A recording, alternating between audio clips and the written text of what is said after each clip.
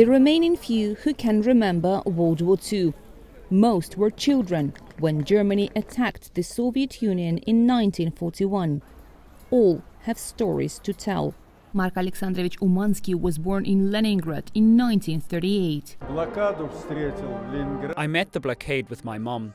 I have that time in my memory in grey colour because when the colds came in November, I was dressed in a grey downy shawl. I also remember the black dots on the snow. I realised much later that they were dead people.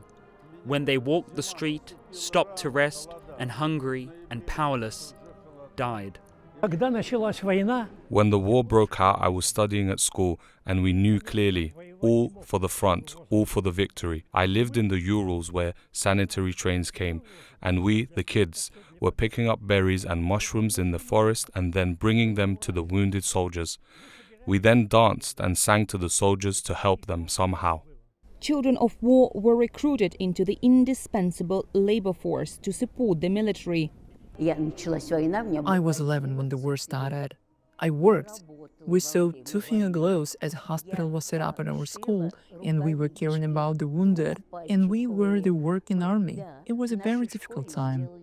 With adults fighting on the front lines, the war children had many tasks. Along with her friends, Valentina was tasked with watching the roofs of the city to prevent fire spreading, as the Nazis dropped so-called lighters, incendiary munitions, on the Soviet capital in their attempts to capture Moscow.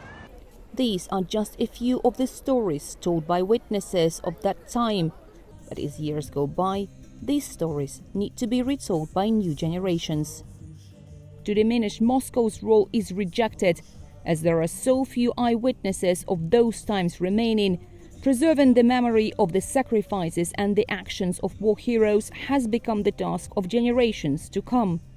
Dasha Chernyshova, TRT World, Moscow.